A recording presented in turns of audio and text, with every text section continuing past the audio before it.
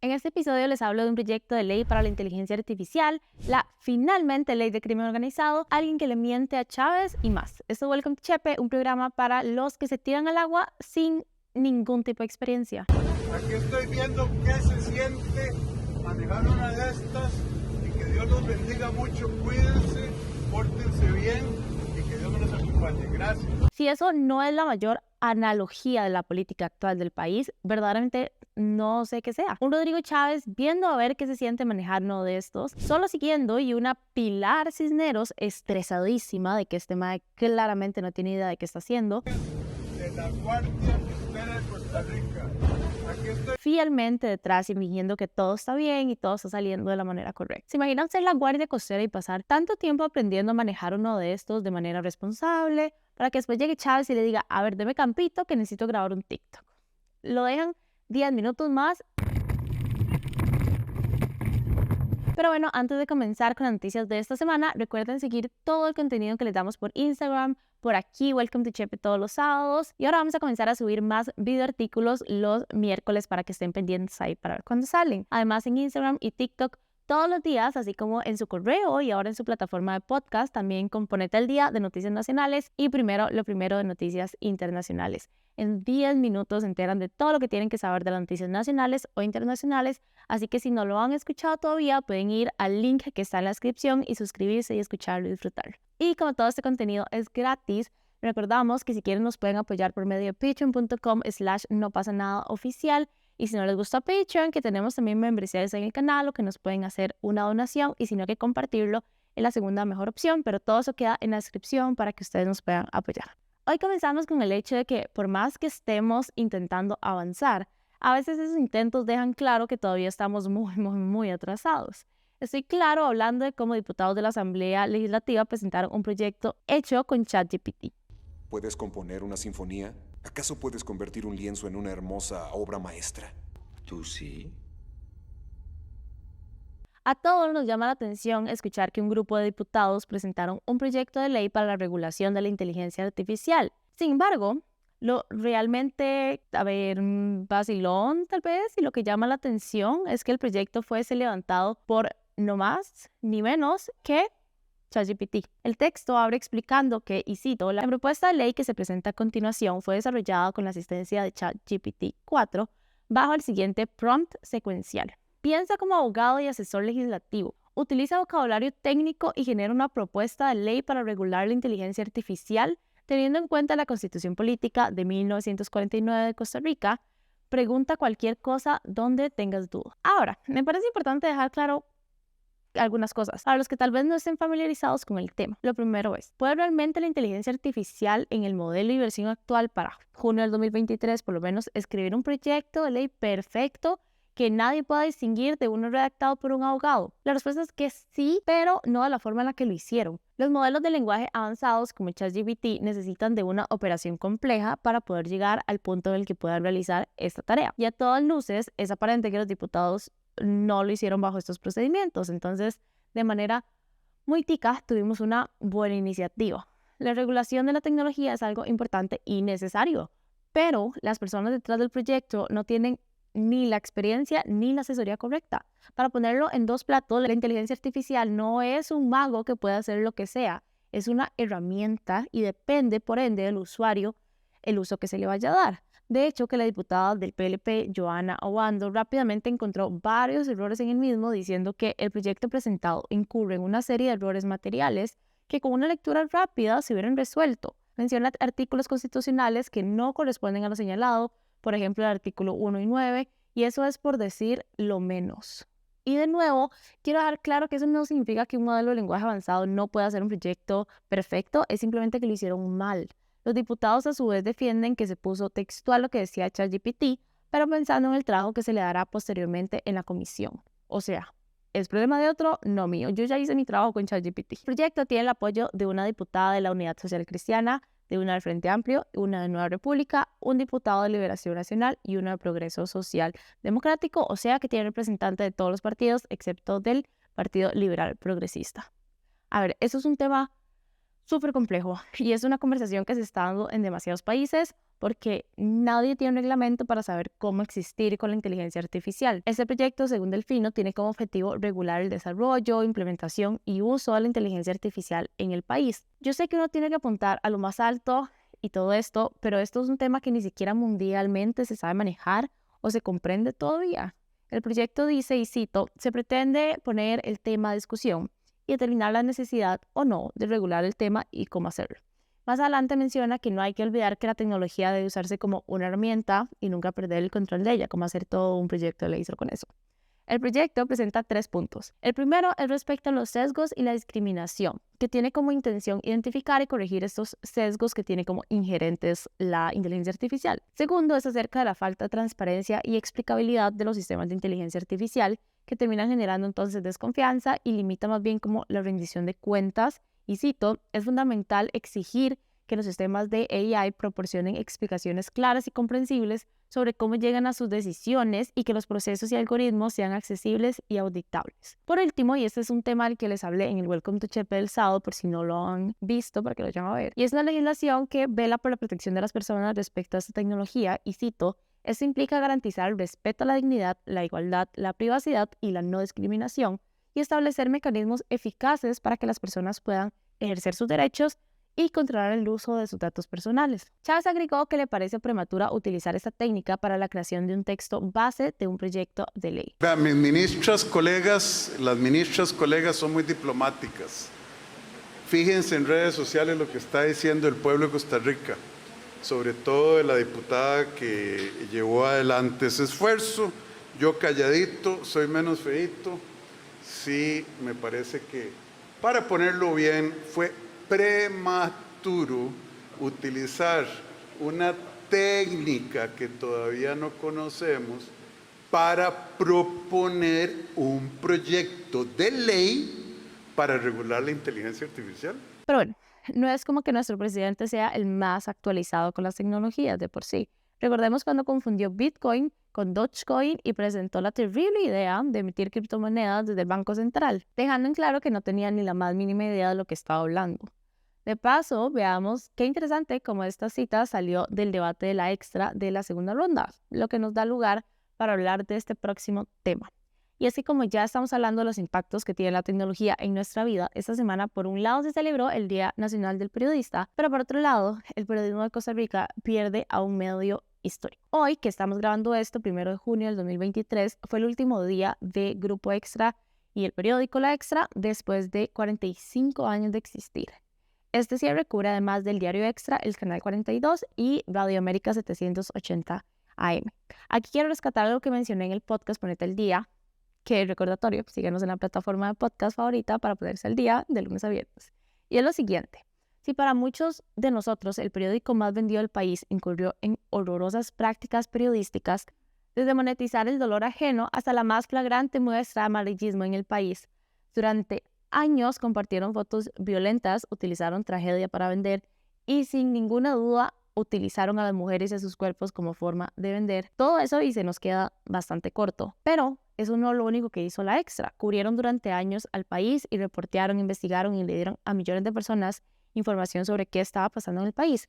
Pero además, quizás lo más importante es que al final del día no importa la opinión que podamos tener de Diario Extra o la forma en la que sea su periodismo, porque más allá de esas opiniones que muchas personas teníamos del medio, tenía un público al final que lo utilizaba para informarse y este público perdió a su medio. Como explica el Colegio de Periodistas y Comunicadores, y cito, cuando un medio de comunicación desaparece, perdemos todos. La democracia sufre cuando hay menos periodistas que informen sobre hechos relevantes del acontecer nacional y del interés de la ciudadanía. También, un día de estos, Pietro estaba hablando que si bien antes existía la competencia entre los medios de comunicación, ahora más bien debido a los ataques que hemos sufrido recientemente, existe una unión.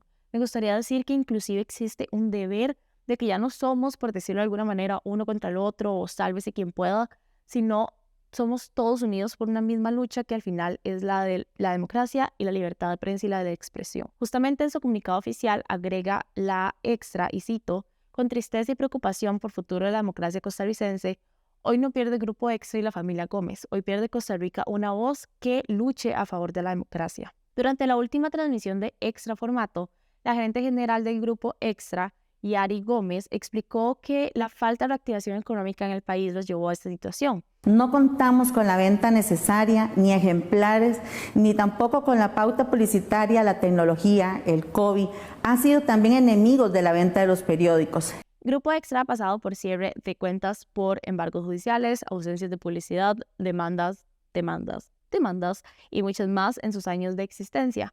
Durante la última transmisión del programa Sin Rodeos Municipal del Canal 42, ella explicó que intentó vender su empresa antes de tener que cerrarla, sin embargo, no recibió el apoyo necesario y resultó en 149 personas que a partir del 1 de junio no tienen empleo. Y aquí me gustaría agregar otra cosa, y es que realmente lo que les faltó decir o reconocer es que fueron víctimas de la falta de innovación y fallo en adaptarse. Y yo sé que darle a un caballo muerto vale muy poco, pero es muy importante reconocer que esto es parte de un síntoma más grande que está afectando a toda la prensa tradicional. Un día la prensa se levantó y tenían al cuello la soga del internet. Y ahora a eso hay que agregarle que el gobierno tiene en la mira a toda la prensa que se le ocurra no traerle chicharrones o plantearle preguntas preplaneadas. Pero eso no pasa, ¿verdad? Jamás. Digo esto porque como país creo que hay que empezar a prepararse para que esto pase más y más. Por ello Chávez entiende y comparte la problemática. Es obvio que todos sentimos que el cierre de un medio de comunicación es un golpe a la libertad de prensa y expresión. Y jamás lo utilizaría como un movimiento de agenda. Cada vez hay menos medios de comunicación objetivos y balanceados en Costa Rica. Todos los costarricenses somos fieles creyentes del buen trabajo periodístico, balanceado, equilibrado y veraz. No, como que tal vez sí. Y hablando de la agenda del presidente, esta semana finalmente se firmó la ley de crimen organizado, la que se ha hablado muchísimo de su importancia y les ha hablado una y otra vez. Esa. Recordemos aquella controversia que pasó cuando el presidente le plantó más horas a los policías sin preguntarles y casi le caen a la mansión de Monterán. Y como el presidente dijo no saber la condición de vivienda de los policías, pero en campaña dijo sí conocerla, por supuesto. Yo tengo clarísimo qué está pasando con ustedes. Es una situación de abandono, es una situación de malos salarios, es una situación de mala planificación de la vida. Bueno, ahora con 47 votos en segundo debate se dio su aprobación. El 29 de mayo y el 30 de mayo a las 11 a.m. Rodrigo Chávez realizó el acto de la firma del acta en Casa Presidencial para su publicación en la Gaceta y así volverla ya oficial. Según teletica.com, básicamente este proyecto cambiaría 3 cosas. Primero, aclara que las competencias de la jurisdicción especializada en delincuencia organizada será la investigación y juzgamiento de delitos graves en la categoría de crimen organizado. Segundo, lo que hace es que fortalece los requisitos para ser juez en esta misma área de crimen organizado. Y tercero, que es el punto que volvió a esta ley súper sensible al tiempo, y es un aumento en los plazos. El proyecto duplica plazos establecidos para la etapa intermedia, el plazo de prisión preventiva, el de continuidad y suspensión del debate y los plazos para interponer y tramitar los recursos de apelación, de sentencia y casación, así como las adhesiones. Por otro lado, y para comenzar a cerrar el episodio de hoy, si ustedes escuchan Ponete al Día, se acordarían que en la conferencia hace un par de semanas se realizó una denuncia alrededor del terreno del Hospital de Cartago. Pero si no lo recuerdan o por alguna razón no escuchan Ponete al Día, Todos duelen, pero esto duele mucho. Dele, por favor. es que de paso a nadie más le parece súper particular que un periodista llegara a hacer una pregunta muy específica y luego utilizaran los últimos 20 minutos de conferencia para presentar documentos de información que ya tenían súper preparada. Coincidencias súper vacilonas, o sea, la preparación increíble. Entonces, este es el comentario que se utiliza para abrir este tema en la conferencia de prensa. Y empieza Marta Eugenia Esquivel, presidenta ejecutiva de la Caja, a explicar que recibió una denuncia a la Asociación Pro Hospital de Cartago y ellos se unen a la preocupación que existe desde hace muchísimos años ya por la compra de este terreno. Es que indican que dentro de los estudios técnicos no se verificaron ni la factibilidad vial, la capacidad de suelos, que los terrenos no tenían condiciones óptimas debido a encontrarse en una zona catalogada por la Comisión Nacional de Emergencias y Tributación Directa como sísmica destructiva. Posterior a eso, agrega que lo que más les llamó la atención a ellos desde la presidencia de la Caja fue el uso de suelos. Porque en este caso el uso de suelo, al estar ubicado en el Valle del Coris y catalogado por el Reglamento de Zona Industrial de la GAM como Zona Industrial 3, inicialmente no contaba con el visto bueno del INVU para poderse construir un hospital. Entre todo y el hecho de que la presidenta demandara que había sido uno de los más caros dentro de la licitación, Se llegó a la conclusión entonces de que la auditoría de la caja llevaría a cabo una investigación tanto de funcionarios de la caja como funcionarios del limbo, y ya una pensaría que se terminó, como que eso va a durar 1000 años la investigación y bla, bla. Y eso fue lo que les conté en el informe de prensa de esta semana antepasada ya. Bueno, no. Justo después de este anuncio, según Delfino, la diputada de Liberación Nacional, Paulina Ramírez, pidió una confirmación de estos hechos y lo que encontró fue más bien un oficio en que la gerencia de infraestructura de la caja salió a defender la compra del terreno y asegurar que no hay ningún estudio técnico que diga que el terreno no puede ser utilizado. Además, defendió el precio que se había pagado por él. Pero es que todos sabemos cómo funcionan los altos poderes. Según informó La Nación, este mismo gerente de infraestructura es que, se lo juro que no me lo podrían adivinar, compartió un correo a su equipo que explicaba que la Junta Directiva de la Caja acordó que debía tomar los días de vacaciones que tenía acumulados. Literalmente la Junta Directiva lo mandó a tomar sus 35 días de vacaciones y en cambio puso, mientras tanto, ¿verdad? Porque después va a volver ya el súper descansado, a una funcionaria del Hospital México. Ahora bien, una semana después, durante la conferencia de prensa, obviamente un periodista sacó el tema a relucir y cuestionó con el informe a la diputada las declaraciones que habían dado tanto la presidenta de la Caja como Rodrigo Chávez. Don Danilo, o a mí me están mintiendo descaradamente, porque aquí tengo los documentos, o doña Paulina le mintieron a ella, pero aquí hay alguien mintiendo. Qué pena, pero es que no sé cómo decirle que creo que es a usted al que le mintieron. Chávez continúa leyendo el documento y escuchen la manera en cómo lo dice. El uso dado de su entorno en donde predomina la industria química y el almacenamiento de combustibles, se considera que no es adecuado por la peligrosidad que presentaría a los usuarios en caso de una emergencia generada por un incendio o explosión en cualquiera de estos establecimientos, así como el posible daño que podría generar la infraestructura. Esa es la conclusión del área de diseño y del área de planificación sobre ese lote. O sea, escuchen, esa es la conclusión sobre ese lote. Resulta que aquí empieza a ponerse extra vacilón, porque según Delfino, la diputada de Liberación Nacional defendió en el plenario que parece que no era ella la que le mentían y en cambio era él. Y a todos nosotros al final, para ese efecto, porque el documento es de un lote que ni al caso con el que estamos hablando. Sí, documentos erróneos. ¿O no son documentos erróneos? El Poder Ejecutivo, en vez de salir a decir que se equivocaron, a sorpresa de ya en serio absolutamente nadie, salieron a decir en un comunicado de prensa que en efecto ellos sabían, incluyendo a Chávez, que ese documento no era el de ese lote, que era un ejemplo. Un ejemplo. Ustedes, ya habiendo visto el video donde él está hablando, específicamente el de Chávez dando ese ejemplo, ¿ustedes creen que sea un ejemplo? Como que ya yo creo que hasta dudan de la inteligencia de uno porque no hay literalmente absolutamente nada en el video que ellos puedan defender que sonó como un ejemplo. Como literalmente nada. Pero bueno, muchas gracias por ver el episodio de hoy. Espero que lo disfrutaran un montón y nos vemos el próximo sábado.